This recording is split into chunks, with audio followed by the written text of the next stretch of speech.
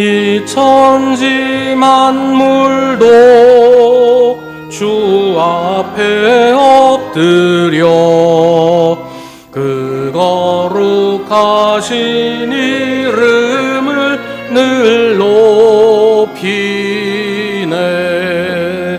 주 언약하신 것 끝까지 지키니 저 하늘나라 향하여 곧 가리라. 주 얼굴 배울 때 내 맘이 기쁘고 영원히 주의 영광을 찬양하네.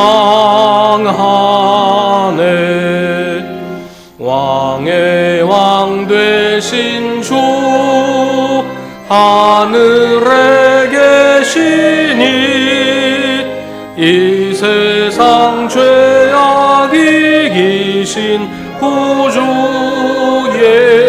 예수. 저 천군 천사들 주 옹위하고서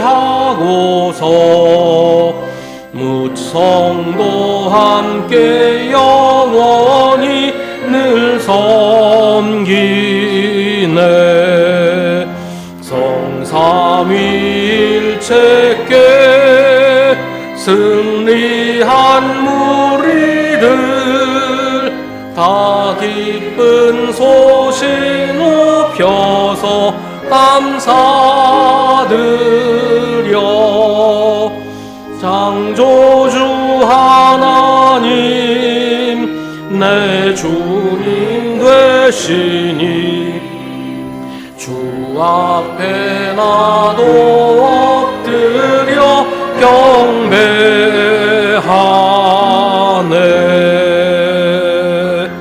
아멘.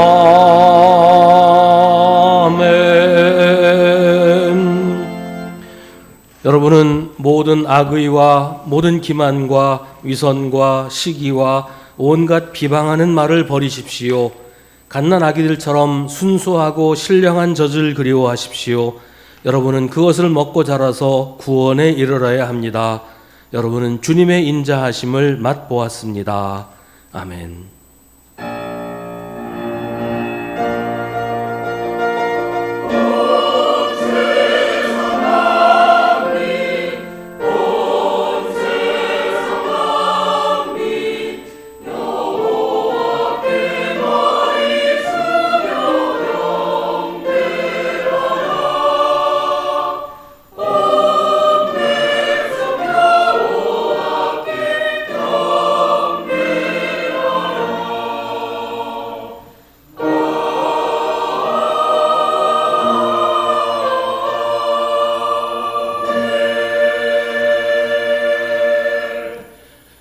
한없는 자비로 우리를 용서하시며 변함없는 은혜로 언제나 함께 하시는 아버지 하나님, 섣부른 말과 행실로 주님의 마음을 아프게 했던 우리를 용서하여 주옵소서. 분노와 혐오, 자기 의의를 앞세우면서도 그것을 주를 향한 헌신으로 착각하며 살았습니다. 우리가 우리 자신을 향해 눈을 뜨고 우리의 진짜 모습을 보게 하옵소서. 그래서 주님 앞에 참회하며 나아갈 수 있도록 인도하여 주옵소서.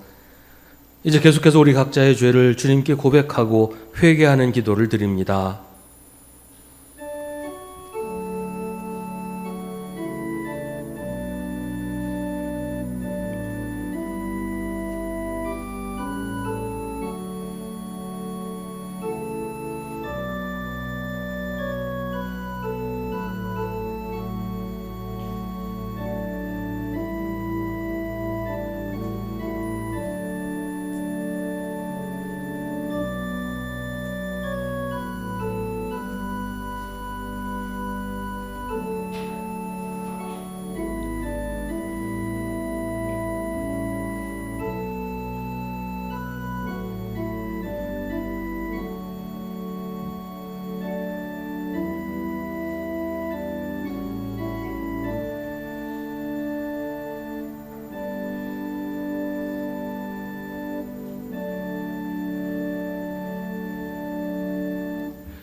예수께서 말씀하십니다.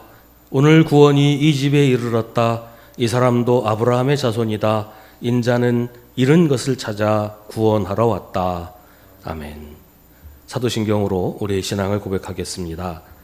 나는 전능하신 아버지 하나님 천지의 창조주를 믿습니다.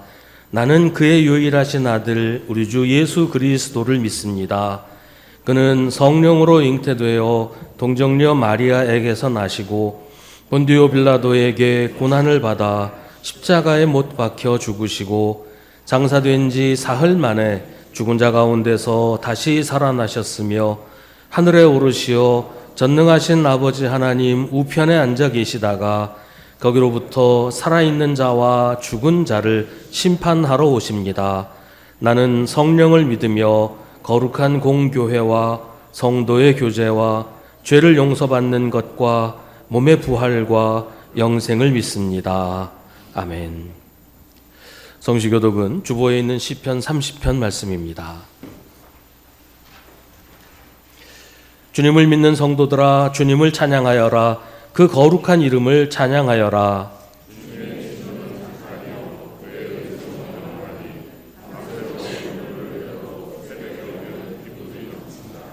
주님, 내가 주님께 부르짖었고 주님께 은혜를 간구하였습니다.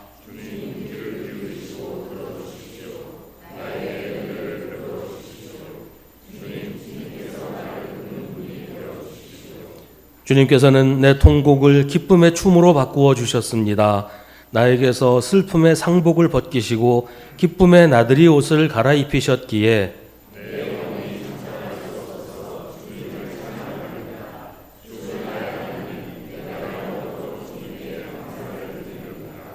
아멘.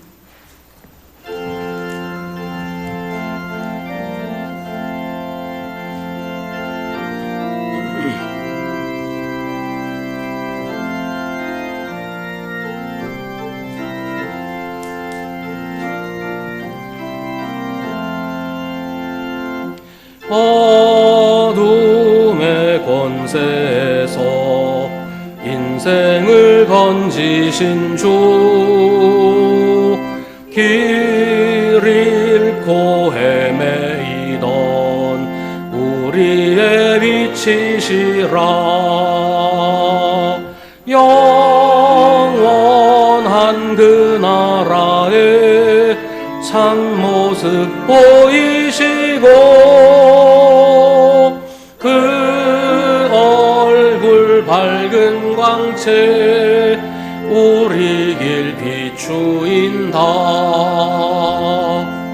허무와 고독에서 인생을 건지신 주,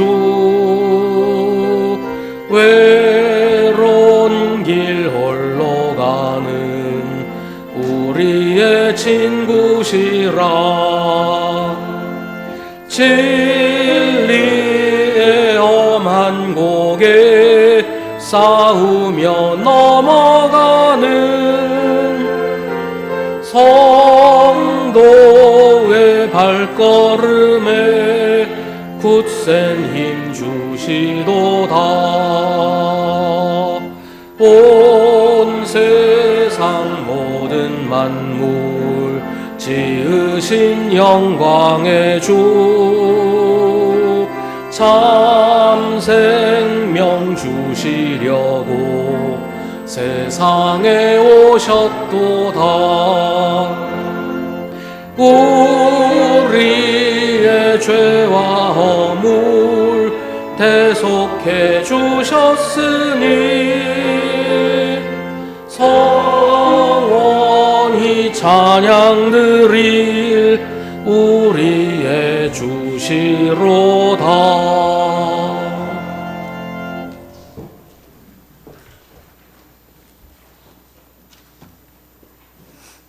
거룩하시고 자비로우신 삼위일체 하나님 아버지, 오늘도 우리를 불러 주님의 전으로 나오게 하시고 신령과 진정으로 예배케 하시니 감사를 드립니다.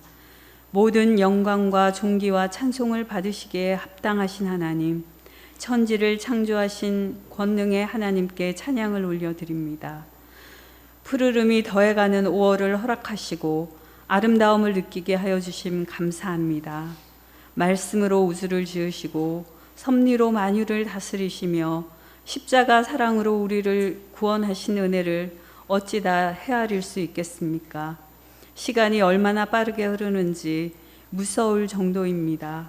한 번 가고 오지 않는 시간들을 헛되이 보내지 않게 하시고 하나님만을 사랑하여 살아가게 하소서. 말로만 주님을 찾고 행동은 변하지 않는 자신을 깨달을 때마다 부끄럽고 고개를 들 수가 없습니다. 세상의 헛됨을 알면서도 늘 반복되는 잘못을 주여 용서하여 주시고 우리의 아둔함을 용서하여 주소서. 하늘의 지혜를 부어주시사 오직 하나님만을 의지하는 믿음의 사람으로 살아가게 하소서. 세월의 헛된 꿈을 쫓아가는 어리석은 자들이 되지 않게 하시고 욕망에 사로잡혀 세상 것을 구하며 헛된 야망을 향해 달려가는 사람들이 되지 않게 하여 주소서. 오직 하나님께만 영광을 돌리고 우리의 삶이 항상 주님 안에서 거룩하게 하소서. 5월에는 많은 기념일들이 들어 있습니다. 어린이날, 어버이날, 스승의 날, 사랑과 감사의 날로 차 있습니다. 저희 수송교회도 주님의 은혜로 곧 90주년을 맞이합니다. 이 교회를 세우고 지켜나온 시간들 속에 많은 선조 성도들의 희생과 믿음과 사랑이 있었음을 저희가 가슴 깊이 느끼고 새기게 하시고 더욱 세상의 빛이 되는 교회로 발전할 수 있도록 기도와 말씀으로 더욱 강건케 하시고 많은 빈자리를 채워나갈 수 있도록 역사하여 주시옵소서. 수송의 어린이들 기억해 주소서. 어린 영혼 하나라도 실족하지 않도록 지켜주시고 수고하시는 교사와 부모들에게 지혜와 인내와 믿음을 더하여 주시고 삶의 기준이 하나님의 말씀이게 하시고 삶의 방향이 영원한 하나님의 나라가 되게 하옵소서. 또한 이 세대를 사는 청년들에게도 지혜와 명철을 더하여 세상의 헛된 풍조와 가치관에 흔들리지 않게 하여 주소서. 주님, 이 나라가 하나님의 공의와 진리 위에 서게 하시고 모든 위정자들이 여호와를 경외하는 마음으로 공의로운 정치를 하게 하옵소서.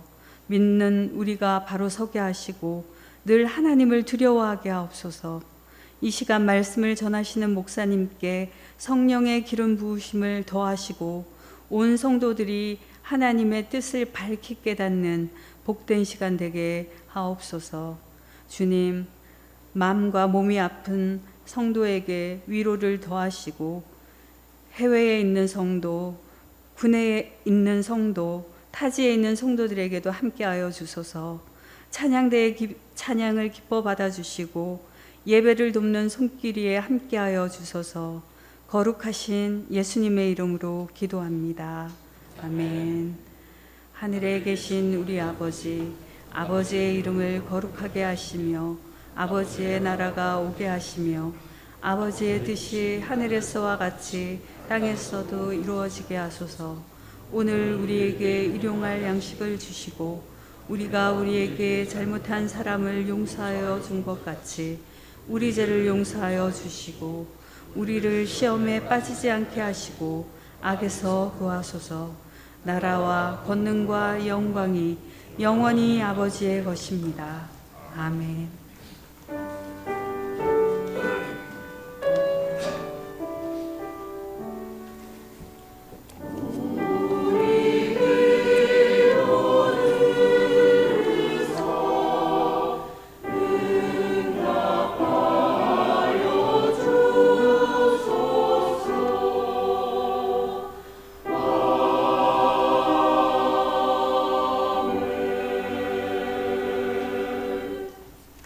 오늘 우리에게 주시는 하나님의 말씀은 신약성경 요한복음 21장 15절부터 19절입니다.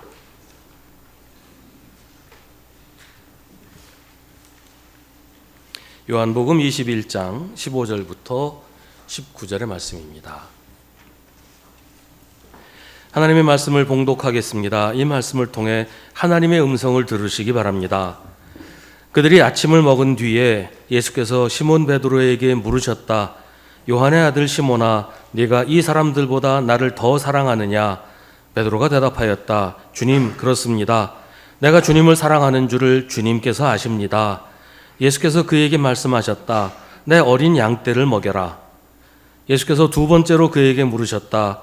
요한의 아들 시몬아, 네가 나를 사랑하느냐?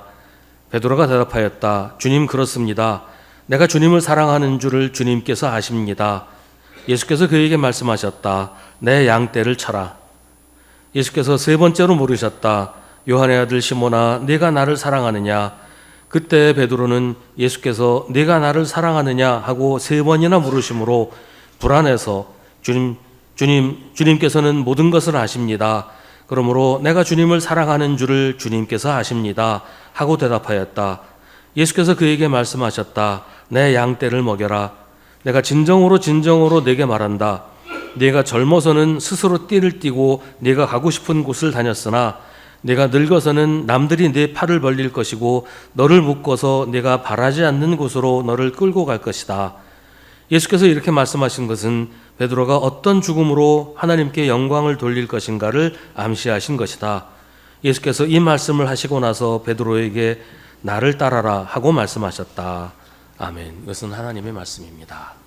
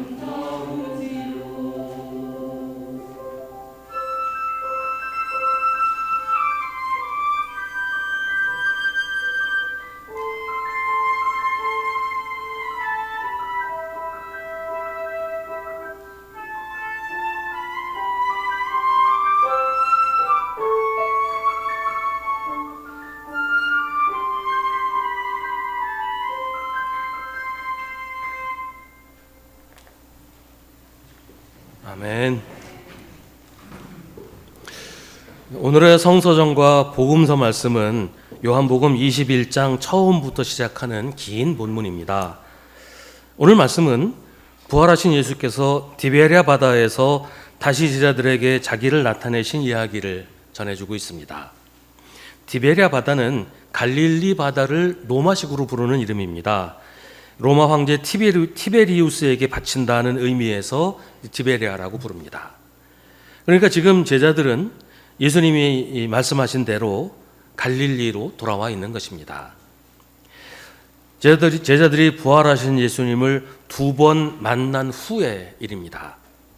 베드로와 다른 6 제자들이 함께 있었는데 베드로가 다른 제자들에게 자기는 고기를 잡으러 가겠다고 합니다. 고향에 돌아오니까 옛날 고기 잡던 생각이 났던 것일까요? 어떻게 보면 좀 이상하다고 느껴지기도 해요. 죽으셨던 예수님이 부활하셨는데, 부활하신 예수님을 2번이나 만났는데 제자들은 어떻게 이렇게 한가하다고 할까요? 부활의 충격과 감격, 이건 전혀 느낄 수가 없는 이런 모습이란 말이죠. 제자들은 이미 부활하신 예수님을 만났습니다. 하지만 이제는 자기들이 뭘 어떻게 해야 할지를 갈피를 잡지 못하고 있었어요. 예수님이 천사를 통해서 갈릴리로 가라고 하셔서 오기는 했는데 어쩌면 공중에 붕 뜬 것 같은 그런 기분이었던 것 같아요. 사람이 그럴 때가 있잖아요. 멍해가지고 지금 내가 뭐 하는 거지? 뭘 해야 되지? 이런 상태 말이죠. 근데 그럴 만도 해요. 죽은 사람이 다시 살아난 것을 봤단 말이에요. 게다가 예수님이 십자가에 달리시기 전에는 언제나 예수님이 제자들과 함께 계셨어요. 근데 지금은 그렇지 않단 말이에요. 제자들은 예수님 없이 자기들끼리 지금 이 시간을 보내고 있는 중입니다. 그렇다고 해서 아무것도 하지 않고 있을 수도 없고 뭐라도 해야 마음을 추스를 것 같은데 지금 갈피를 못 잡고 있는 거예요. 한번 가만히 생각을 해봤어요. 제자들이 지금 갈릴리로 돌아왔단 말이에요. 갈릴리는 이 사람들의 고향이기도 하고 예수님을 만나기 훨씬 전부터 거기서 살아왔던 그런 고장인데 어느 날 갑자기 예수님 따라간다고 다 집 나와가지고 예루살렘에 갔다가 요한복음에서는 3년, 다른 복음서에서는 1년 만에 고향으로 돌아온 겁니다. 고향 사람들이 뭐라고 그랬을까요? 예수님 따라간다 그러더니 어떻게 된 거냐? 왜 이렇게 빈손으로 돌아왔냐? 이런 말로 그렇게 했을 수도 있고 그런 눈총으로 쳐다보지 않았겠어요? 뭐라고 대답하겠습니까? 우리 예수님 부활하셨어 라고 해봐야 동네 사람들이 그 말을 믿기나 했겠습니까? 도대체 뭘 어떻게 해야 될지 갈피를 잡을 수가 없는 이런 상태의 제자들이 있었다는 겁니다. 이럴 때는 그래도 뭐라도 해야 될 것 같으니까 가장 익숙한 일, 금방이라도 다시 시작할 수 있는 그런 일들을 하게 되겠지요. 그래서 베드로는 고기를 잡기로 합니다. 다른 제자들도 그냥 이렇게 모여서 그랬는지 베드로와 함께 고기를 잡으러 갑니다. 제자들은 밤새도록 고기를 잡았지만 한 마리도 잡지 못했습니다. 이 장면을 보면 떠오르는 모습이 있습니다. 누가복음 5장에는 예수님이 베드로를 처음 만나시는 이야기가 나옵니다. 누가복음에는 게네사렛 호수라고 말하는데 게네사렛도 갈릴리 호수의 다른 이름입니다. 그때도 베드로는 밤새도록 고기를 잡았지만 한 마리도 잡지 못했습니다. 그때 예수님은 깊은 곳에 그물을 던지라고 하셨고 그러자 그물이 찢어질 정도로 많은 고기를 잡았습니다. 그때 베드로는 예수님의 무릎 앞에 엎드려서 말합니다. 주님, 나에게서 떠나 주십시오. 나는 죄인입니다. 지금도 베드로는 밤새도록 고기를 잡았지만 한 마리도 잡지 못하고 있습니다. 그때 예수님이 그물을 배 오른쪽에 던지라고 하십니다. 이번에도 그때처럼 너무 많은 고기가 그물에 걸려서 그물을 끌어올릴 수 없을 지경이 됩니다. 베드로는 아직 예수님을 알아보지 못하고 있었는데 예수님이 사랑하시는 제자가 베드로에게 저분은 주님이시다라고 하니까 베드로는 벗었던 겉옷을 다시 입고 바다로 뛰어듭니다. 지난번에는 자기에게서 떠나달라고 했지만 이번에는 자기가 먼저 바다로 뛰어들어서 예수님에게로 달려갑니다. 베드로가 굳이 벗었던 겉옷을 챙겨 입은 이유가 뭘까요? 예수님 앞에서 예의를 갖추려는 것일까요? 베드로가 처음에 예수님을 알아보지 못한 것도, 또 지금 겉옷을 차라리 입는 것도 부활하신 예수님이 지금까지 함께 지내왔던 그때 모습과는 뭔가 좀 달랐기 때문일 거예요. 거룩하신 몸으로 부활하신 예수님이 겉모습은 비슷하지만 어딘가 낯설기도 하고 좀 범접하기 어려운 그런 느낌도 들었을 거라고 생각합니다. 죽음을 거쳐서 부활하신 분이 이전과 조금도 달라진 게 없다면 그것도 이상한 일 아니겠어요? 이 대목을 이렇게 설명하는 사람도 있습니다. 맨 처음 사람인 아담과 하와가 범죄한 후에 벗은 것이 부끄러워서 무화과 나무 잎으로 치마를 만들어서 몸을 가리고 하나님의 낯을 피해 나무 사이에 숨었습니다. 베드로는 예수님 앞에서 자기의 부끄러운 모습을 감추려고 옷을 챙겨서 입었지만 아담과 하와처럼 숨지 않고 예수님께로 달려갔습니다. 가룟 유다는 자기의 잘못을 깨닫고 스스로 목숨을 끊었습니다. 두 번 다시 예수님 얼굴 볼 자신이나 면목이 없었겠지요. 그러나 베드로는 한때 도망가기도 하고 주님을 부인하는 죄까지 저질렀지만 다시 돌아와서 끝까지 예수님 곁을 떠나지 않았습니다. 사탄이 하는 일은 우리를 하나님에게서 멀어지게 하는 겁니다. 특히 그 매개가 되는 게 우리의 죄입니다. 사탄은 우리를 유혹하고 부추겨서 죄를 짓게 만들어요. 우리가 그 유혹에 넘어가서 죄를 지으면 그때부터 본격적으로 사탄이 우리를 공격합니다. 너 죄 지었지? 너 잘못했지? 하나님이 너 미워하실 거야. 하나님이 너 절대로 용서하시지 않아. 그러니까 괜히 하나님 앞에서 얼쩡거리지 말고 나한테로 와. 내 말 들어. 내가 시키는 대로 살아. 계속 우리를 죄의 길로, 죄의 구렁텅이로 몰아넣는 게 사탄이 하는 일이에요. 그 매개가 되는 게 우리의 죄입니다. 죄 지은 사람이 그래서 자꾸 하나님의 눈을 피해 숨고 도망가게 만들어요. 결국 하나님으로부터 멀어지게 떨어져 나가게 만들려는 거죠. 그런데 베드로는 도망가지 않았습니다. 물론 베드로도 부끄러워했습니다. 예수님이 내가 나를 사랑하느냐라고 물으실 때 불안해하기도 했습니다. 그러나 베드로는 예수님이 자기를 용납하실 거라는 사실을 알았습니다. 그래서 도망가지 않고 바다로 뛰어들어서 예수님에게로 달려갑니다. 이번에도 지난번처럼 고기가 그물 가득 잡혔습니다. 이때 잡힌 고기가 153마리라고 성경은 숫자까지 기록하고 있습니다. 그렇게 많은 고기가 잡혔는데도 그물이 찢어지지 않았다고 합니다. 이 말은 그물이 찢어질 만큼 고기가 많이 잡혔다는 말이죠. 어쩌면 이건 예수님이 다시 처음으로 돌아가자고 하시는 게 아닐까요?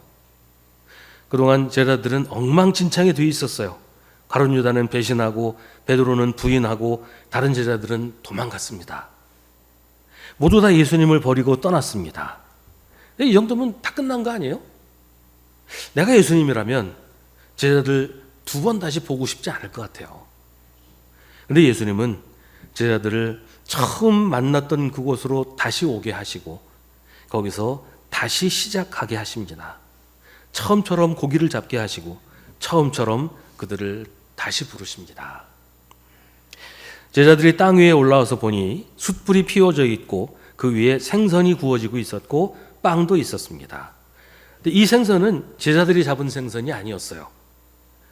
제자들이 고기 잡기 전에 예수님이 이미 마련해 놓으신 그런 생선이었습니다. 제자들이 오니까 예수님은 제자들에게 너희가 지금 잡은 생선도 몇 마리 가져오라고 하십니다.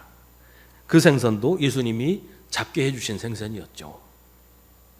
그리고 제자들에게 빵을 집어서 주시고 생선도 주셨습니다. 예수님께서 전에 보리빵 5개와 물고기 2마리로 5,000명이 넘는 사람들을 먹이셨던 곳도 디베랴 바다였어요. 동일한 장소였는지는 알 수 없지만 같은 호수의 어느 부분이었어요. 그때도 예수님은 사람들을 먹이셨고 지금도 제자들을 먹이십니다. 그때도 지금도 사람들이 다 먹기에는 부족한 음식이었지만 결국은 예수님이 모두를 배불리 먹게 하십니다. 아침을 먹은 후 예수님은 베드로에게 물으십니다. 요한의 아들 시몬아, 내가 이 사람들보다 나를 더 사랑하느냐? 우리말 성경에는 이 사람들보다 나를 더 사랑하느냐라고 물으시는 것으로 되어 있는데요. 이 헬라어 원문에 보면 이게 꼭 사람을 가리키는 단어가 아니라 사람과 사물을 다 나타내는 단어로 되어 있어요. 그러니까 이 사람들보다라고 하기보다는 이 모든 것들보다라고 하는 게 더 적절할 수도 있다는 거예요. 이 모든 것보다, 그러니까 예수님을 제외한 다른 모든 것보다 예수님을 더 사랑하느냐라는 질문입니다. 예수님은 나 말고 다른 거 다 미워하라고 하시지 않았어요. 원수도 사랑하라고 하신 예수님이 그렇게 말씀하시지는 않았겠죠. 예수님은 다른 것, 다른 사람 때문에 예수님을 사랑하지 않는 것에 대해 말씀하시는 거예요. 다른 사랑이 예수님에 대한 사랑을 능가해서 다른 사랑 때문에 예수님에 대한 사랑이 약해지거나 사라지지 말아야 한다고 하시는 겁니다. 베드로는 주님, 그렇습니다. 내가 주님을 사랑하는 줄을 주님께서 아십니다. 한번 생각을 해봐요. 부부가 대화를 합니다. 여보, 나 사랑해? 내가 당신 사랑하는 거 당신이 잘 알잖아. 이렇게 대답하면 뭐라고 응답이 올까요? 여보, 나 사랑해? 라고 질문했는데 왜 사랑한다고 말을 못해? 왜 사랑한다고 직접 얘기하지 않고 빙빙 돌려서 말을 피해? 나 사랑하지 않는구나. 이런 반응이 오지 않겠어요? 여보, 나 사랑해? 그러면 사랑해. 그러면 괜찮은데 내가 당신 사랑하는 거 알면서 왜 자꾸 물어봐? 이러면 내가 물어보는 게 귀찮아? 이런 반응이 오지 않겠냔 말이에요. 근데 베드로는 왜 내가 주님을 사랑합니다 라고 분명하게 말하지 않은 것일까요? 자신이 없었을까요? 예수님이 잡히시기 전에 예수님을 위해서 목숨이라도 바치겠다고 했던 말이 생각났을까요? 그래 놓고 닭이 울기 전에 예수님을 3번이나 모른다고 했던 것이 베드로를 주저하게 했을까요? 근데 예수님은 그 대답을 들으시고서 내 어린 양떼를 먹이라 하고 하십니다. 그리고 똑같은 대화가 3번 반복됩니다. 3번째 예수님이 똑같은 말로 물으시니까 베드로는 불안해졌습니다. 예수님이 아직도 나를 못 하시는 것인가? 내 말을 듣지 않기로 하신 것인가? 근데 믿지 못하셨다면, 베드로의 말을 듣지 않을 생각이었다면 예수님이 3번이나 같은 말로 묻지도 않으셨겠죠. 어쩌면 예수님은 베드로의 마음의 짐을 벗겨주시려는 게 아닐까 해요. 베드로가 예수님을 모른다고 3번이나 부인했으니까 베드로가 3번 다시 사랑한다고 말하게 하셔서 지난 날을 지워버리시려는 것일 수도 있다는 것이죠. 예수님이 베드로를 믿지 못해서 그러신 것이라기보다 베드로를 위해서 그렇게 하신 것이라고 생각합니다. 예수님은 베드로에게 내 양떼를 먹이라고 하십니다. 예수님 승천하신 후 교회의 지도자로 베드로를 임명하시는 것이죠. 근데 예수님은 베드로의 사명을 양떼를 먹이는 것이라고 말씀하십니다. 방금 전에 예수님이 제자들을 먹이셨어요. 그 장면은 디베랴 바닷가에서 보리빵 5개와 물고기 2마리로 5,000명이 넘는 사람들을 먹이셨던 장면과 중첩이 됩니다. 예수님은 베드로에게 그렇게 양떼를 먹이라고 하십니다. 내가 너희에게 그렇게 했던 것처럼 이제는 너희가 나의 양들에게 그렇게 하라는 것이죠. 가진 게 없어서 줄 것도 없다고 말하지 말라고 하십니다. 방금 전에 제자들을 먹이실 때도 5,000명을 먹이셨을 때도 먹을 게 넘쳤던 게 아니었어요. 보리빵 5개와 물고기 2마리 그리고 물고기 몇 마리와 빵 몇 조각 그게 전부였어요. 하지만 모두 다 배불리 먹었습니다. 우리가 주님을 믿으면 우리가 줄 수 있는 것은 얼마든지 있습니다. 주님이 마련해 주시니까요. 제자들이 밤새도록 고기를 한 마리도 못 잡았지만 예수님 말씀하신 대로 하니까 물고기를 153마리 잡았습니다. 아무 때나 이렇게 잡을 수 있는 게 아니에요. 베드로가 예수님 만나기 전에 평생 물고기 잡으며 살았지만 이렇게 많이 잡았던 경험이 몇 번이나 됐겠어요. 우리가 예수님 말씀에 순종해서 말씀하신 대로 하겠습니다라고 하면 얼마든지 할 수 있다는 거예요. 사람의 계산으로 따지고 재서 뭐 이건 되고 이건 안 되고 이러기 전에 먼저 이게 예수님의 뜻인지를 물어야 돼요. 예수님이 하라고 하시면 하는 것이고 하면 되는 겁니다. 주님이 우리에게 맡기신 일을 이런저런 핑계를 대면서 회피하는 경우가 있어요. 뭐 능력이 없다, 사람이 부족하다, 재정이 모자란다고 하면서 해야 할 일을 하지 않는 건 믿음이 없는 겁니다. 이와는 반대로 예수님이 하라고 하시지도 않았는데 믿음으로 하면 된다고 하면서 믿음으로 밀어붙이는 경우도 있죠. 그래서 실패하고 나서 하나님을 원망하고 이런 경우 참 많이 봐요. 믿음으로 하는 것은 내가 믿으니까 될 거야 라고 해서 하는 게 아니에요. 믿음으로 하는 것은 예수님이 하라고 하시는 일을 하는 거예요. 예수님이 하라고 하시는 일을 내 계산이나 내 능력에 맞춰서 이건 되고 이건 안 되고 되니까 하고 안 되니까 안 하고 이게 아니고 예수님이 하라고 하시니까 그 말씀을 믿고 하는 것, 이게 믿음으로 하는 거예요. 하나님의 뜻도 아니고 예수님이 시키신 일도 아닌 자기 생각을 믿음이라는 이름으로 밀어붙이는 것은 하나님을 믿는 게 아니라 자기를 믿는 것이죠. 근데 이게 구분하기가 너무 어렵단 말이에요.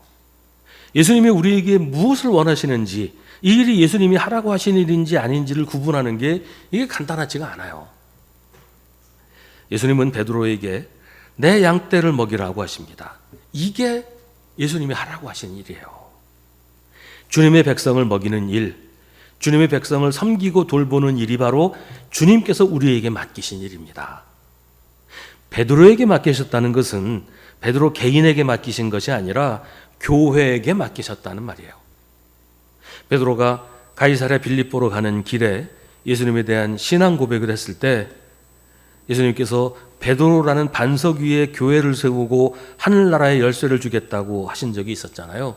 그때 베드로 개인에게 하늘나라의 열쇠를 주신 것이 아니고 신앙 고백이라는 반석 위에 세워진 교회에게 맡기신 사명이라는 것을 우리가 기억하는 것처럼 지금 주님의 양떼를 먹이라는 명령도 베드로 개인한테 하신 것이 아니고 교회에게 위임하신 예수님의 사명이라는 것입니다. 그러니 교회는, 그리고 교회의 지체인 우리는 서로 돌보고 섬기는 일을 해야 하는 것이고 이 땅에 함께 살아가는 주님의 양떼를 섬기고 돌보는 책임을 가지고 있는 것이란 말이에요. 내가 가진 게 없고 내가 능력이 부족하다는 핑계 댈 수 없어요. 주님이 하라고 하셨으니까 하는 겁니다. 우리가 하면 주님께서 얼마든지 할 수 있게 만들어 주신다는 거예요. 예수님이 베드로에게 내 양떼를 먹이라고 하십니다. 양들이 먹을 것은 어떻게든 주님이 마련해 주십니다. 주님은 우리에게 믿음으로 주님이 맡기신 일을 하라고 하실 뿐이고 우리는 그 말씀에 순종해서 믿음으로 하면 되는 것입니다. 중요한 것은 그 일이 주님이 하라고 하신 것인지를 확인하는 것입니다. 이게 주님의 양떼를 섬기고 먹이는 일인지, 내 욕심을 채우는 일인지, 내 영광을 위한 일인지 그런 것들을 확인해야 되고 그러기 위해서 함께 기도하면서 주님의 뜻을 찾아야 한다는 것이죠. 예수님은 3번에 걸쳐서 같은 말씀을 하십니다. 예수님은 네가 나를 사랑하느냐고 물으십니다. 왜 나를 모른다고 했느냐? 왜 나를 버리고 도망갔느냐고 묻지 않으십니다. 예수님은 다만 네가 나를 사랑하느냐고 물으십니다. 우리는 한 번 실수하면 2번 다시 안 보는 게 지혜로운 거라고 생각을 많이 해요. 세상을 살려면 무질기도 해야 된다고 하죠. 그래야 당하지 않는다고 사람들은 말합니다. 그런데 예수님은 우리처럼 모질지를 않으세요. 우리의 모든 잘못보다 더 큰 은혜로 우리를 용서하시고 다시 부르십니다. 이제부터 잘하겠다고 다짐하라고도 하지 않으셨어요. 우리의 모든 잘못, 모든 실수, 모든 죄보다 더 크고 중요한 것은 주님의 은혜입니다. 그 은혜로 예수님은 베드로에게 다시 사명을 주십니다. 서약서를 쓰라고 하지도 않고 맹세를 하라고 하지도 않으셨어요. 다만 우리에게 물으십니다. 내가 나를 사랑하느냐? 내가 다른 모든 것보다 나를 더 사랑하느냐? 예수님이 우리에게 물으시는 것, 예수님이 우리에게 듣고 싶어 하시는 건 우리의 한마디입니다. 주님, 내가 주님을 사랑합니다. 사랑한다는 그 한마디 듣고 싶어서 예수님은 우리 위에 십자가에 달리셨습니다. 그 한마디 들으시려고 우리를 다시 부르십니다. 자꾸 도망가고 자꾸 숨으려고 하는 우리를, 예수님 앞에 설 면목이 없어서 고개도 들지 못하는 우리에게 오셔서 우리에게 물으십니다. 네가 나를 사랑하느냐? 그거면 됐다. 이제부터는 네가 나 대신 내 양떼를 먹여다오. 화려한 미사여구나 단호한 선언이 필요한 게 아닙니다. 그런 건 거짓을 감출 때나 필요한 과장된 언어들이지 진심을 담기에는 어울리지 않습니다. 예수님이 듣고 싶어 하시는 말은 그냥 솔직한 우리의 고백입니다. 주님, 내가 주님을 사랑합니다. 또 실패하고 또 넘어지고 어쩌면 또 도망갈지도 몰라요. 주님 아시잖아요. 내가 얼마나 겁이 많고 부족하고 어리석은지. 또 유혹이 닥치면, 또 위기가 다가오면 어떻게 될지 나도 장담 못하겠어요. 하지만 주님, 내가 주님을 사랑합니다. 예수님은 베드로에게 네가 나를 사랑하느냐라고 물으십니다. 베드로는 예수님의 말씀을 들으면서 지금 예수님이 무슨 말씀을 하신다고 생각했을까요? 네가 나를 사랑하느냐라는 말은 내가 너를 사랑한다는 뜻이에요. 나는 너를 사랑하지 않아. 근데 너는 나를 사랑하니? 라는 게 아니잖아요. 내가 너를 사랑하건 사랑하지 않건 그거 상관하지 말고 너 나를 사랑하니? 이렇게 물으시는 게 아니란 말이에요. 예수님은 내가 너를 사랑한다고 하시는 겁니다. 예수님이 우리에게 말씀하십니다. 내가 너를 사랑한다. 너는 나를 사랑하니? 베드로는 대답합니다. 나를 사랑하시는 주님, 내가 주님을 사랑하는 줄을 주님께서 아십니다. 베드로의 말을 들으신 예수님은 말씀하십니다. 내가 진정으로 네게 말한다. 내가 젊어서는 스스로 띠를 띠고 내가 가고 싶은 곳을 다녔으나 내가 늙어서는 남들이 내 팔을 벌릴 것이고 너를 묶어서 네가 바라지 않는 곳으로 너를 끌고 갈 것이다. 이 말씀은 베드로가 어떤 죽음으로 하나님께 영광을 돌릴 것인가를 암시하신 것이라고 요한복음은 설명합니다. 다시 말하면 젊어서는 네가 하고 싶은 대로 하고 살았지만 늙어서는 네가 해야 할 일을 하게 될 것이라는 뜻이에요. 젊어서는 내 의지, 내 고집, 내 주장, 내 계획대로 살지만 나이를 먹으면 나를 인도하시는 주님의 뜻대로 살게 된다는 말이죠. 아직 내가 펄펄 살아서 고집을 꺾지 않고 자존심 앞세우고 나를 자랑하고 싶을 때는 내가 하고 싶은 대로 했지만 주님 앞에 굴복하고 난 후에는 주님 뜻대로 하게 될 것입니다. 성경은 나이가 들면 지혜로워진다고 말합니다. 단순히 생물학적 나이가 아니라 믿음의 성숙을 말하는 겁니다.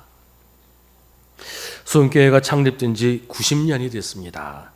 90년을 한결같이 변함없이 지켜주신 것은 하나님의 은혜였습니다. 하나님은 그 크신 은혜로 우리의 모든 허물과 부족함을 채워주셨는데 우리도 서로를 그렇게 사랑으로 대하고 서로가 서로를 채워주고 있을까요? 주님이 지금 우리에게 네가 나를 사랑하느냐라고 물으시면 우리는 선뜻 주님, 내가 주님을 사랑한다는 것을 주님이 아십니다. 내가 다른 무엇보다 주님을 사랑합니다 라고 대답할 수 있을까요? 그래서 주님이 그래 됐다. 그 사랑으로 내 양떼를 먹이라고 하시는 음성을 우리도 들을 수 있을까요? 기도하겠습니다. 오늘 우리에게 주신 하나님의 말씀을 깊이 묵상하십시오. 이 말씀을 통해 지금 우리에게 말씀하시는 하나님의 음성을 들으십시오.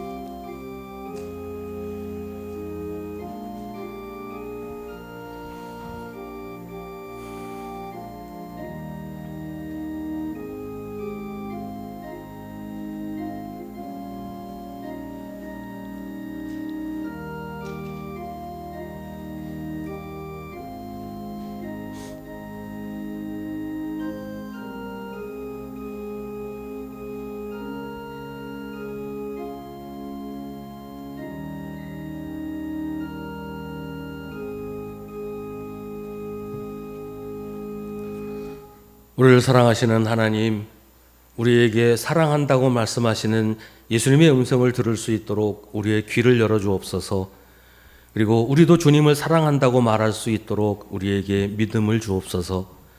지금 우리가 사는 것도 주님의 은혜와 사랑 때문인 것을 잊지 말게 하시고 언제나 주님 인도하시는 대로 주님이 맡기신 사명을 감당하며 살게 하옵소서. 예수님의 이름으로 기도하옵나이다. 아멘.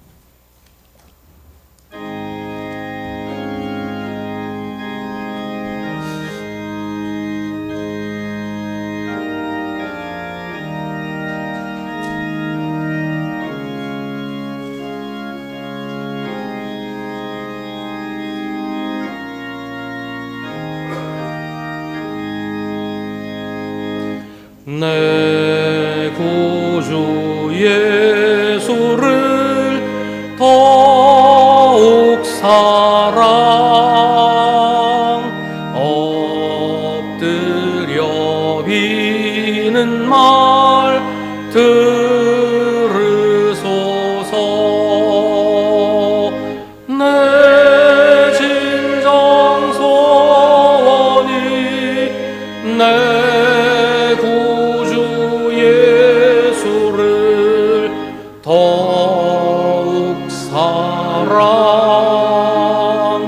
더욱 사랑 이전엔 세상 나 기뻤어도 지금 내 기쁨은 오직 예수.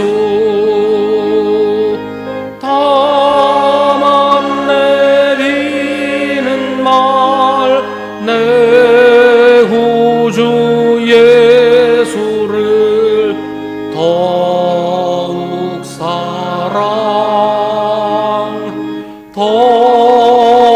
사랑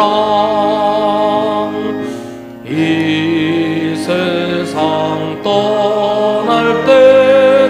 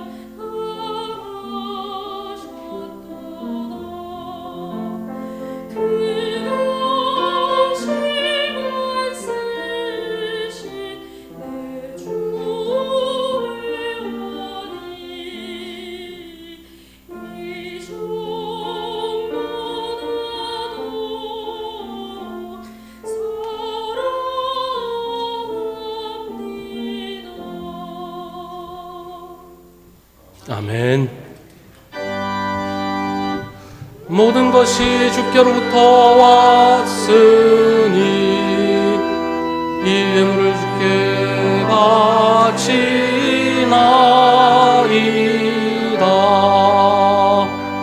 아멘.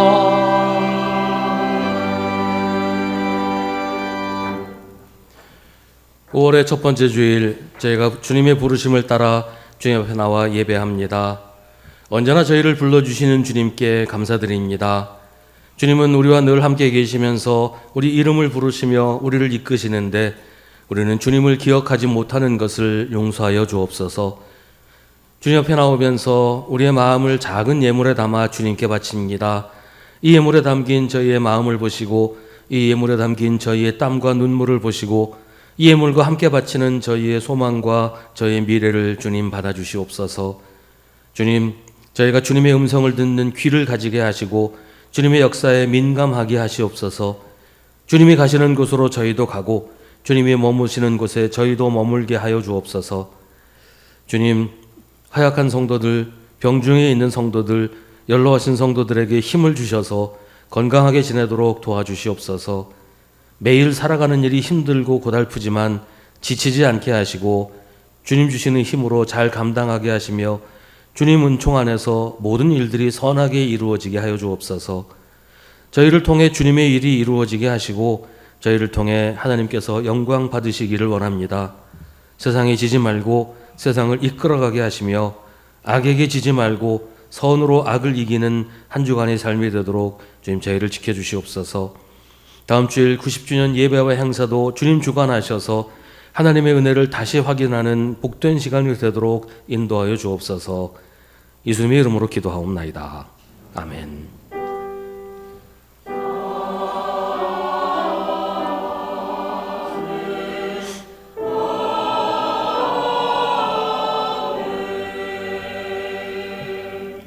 잠시 자리에 앉으시기 바랍니다. 우리 함께 예배드린 성도들과 인사 나누겠습니다. 주님의 이름으로 문안하시고 인사하십시다. 오늘 예배에 우리 캐나다에 사시는 정동국 집사님 가족들 다 참석하셨습니다. 우리 잠깐 일어서면 박수로 환영하겠습니다. 네, 자리에 앉으시고요. 아이들이 부모보다 더 컸네요. 매일 저녁 9시에 교회를 위해서 기도하실 때 이번 한 주간은 우리 90주년 예배와 행사를 위해서 기도해 주시기를 바랍니다. 우리 당회에서 임명을 한 분 했습니다. 우리 이동영 성도 가브리엘 찬양대원으로 임명을 했습니다. 우리 잠깐 자리에 일어서시면 박수로 축하하겠습니다. 오늘 오후 1시 30분부터 본당에서 주일오후 성경 공부를 합니다. 성경 공부 후에는 5월 정기 제주회를 합니다. 다음 주일은 우리 수원교회 창립 90주년 기념주일입니다.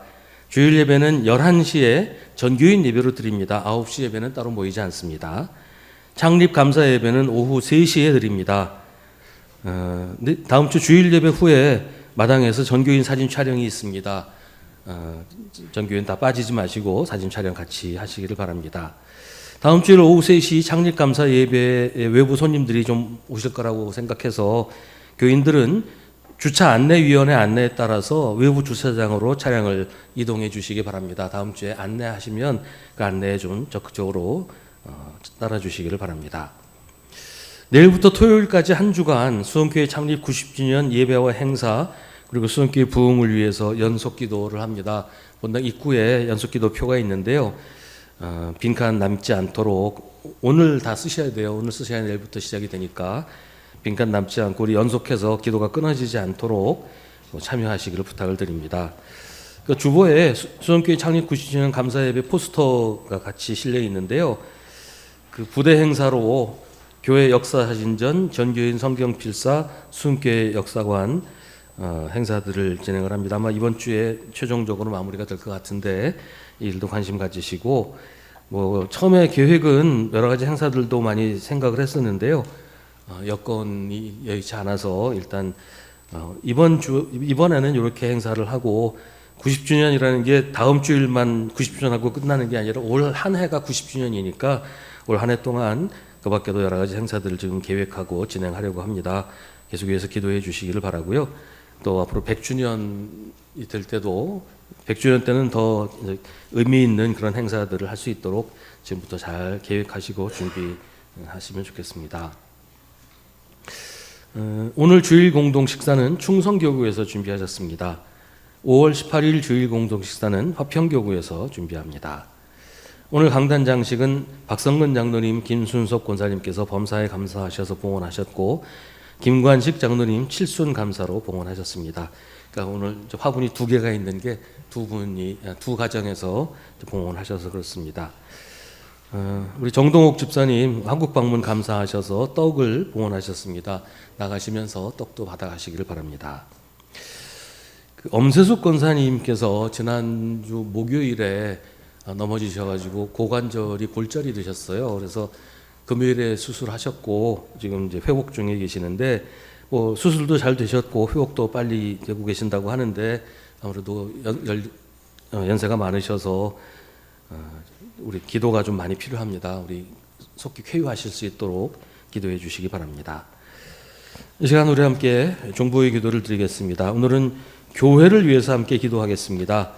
우리 90주년을 맞는 수성교회가 정말 90살이라는 나이에 잘 어울리는 그런 교회가 되도록 하나님께서 90년을 이끌어 주신 그 목적 또 그 은혜 우리 앞으로 계속 우리 삶을 통해 갚아나갈 수 있도록 우리 교회가 하나님 보시기에 정말로 아름다운 교회가 되도록 우리 교회를 위해서 함께 기도하겠습니다.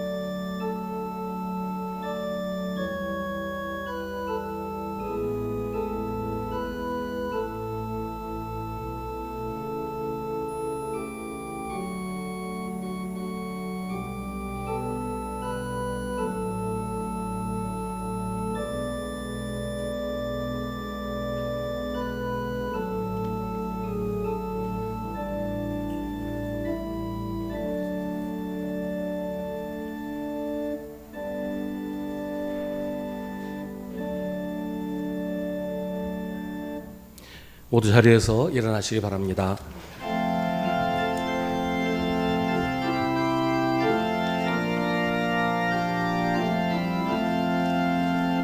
이 몸의 소망 무언가 우리 주 예수뿐일세. 우리 주 예수밖에는 믿으리 아주 없도다. 주 나의 반석이시니 그 위에 내가 서리라. 그 위에 내가 서리라. 무섭게 바람 부는 밤 물결이 높이 설렐 때 우리 주 크신 은혜에 소망의 닻을 주리라.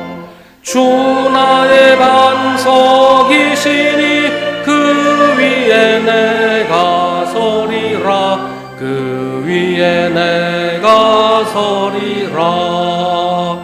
세상에 믿던 모든 것 끊어질 그날 되어도 구주의 언약 믿사와 내 소망 더욱 크리라. 주 나의 반석이시니 그 위에 내가 서리라. 그 위에 내가 서리라. 바라던 자